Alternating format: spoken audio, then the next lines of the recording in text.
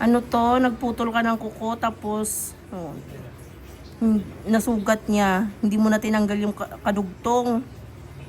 Kasi ayan, tuloy na maga. Lagi naman pala. Mga magano, tapos nawawala rin agad eh.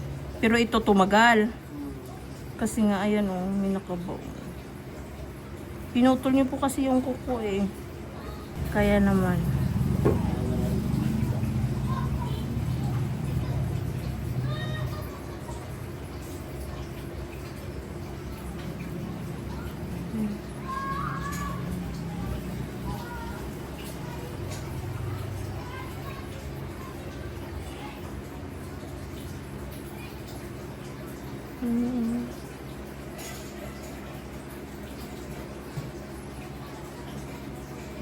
Yung kuko kasi bumabaon sa sugat kaya ayun sumasakit.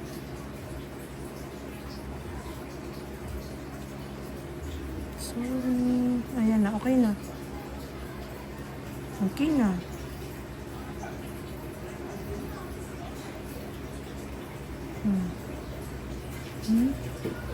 Ayan lang yun, yung pinutol mo.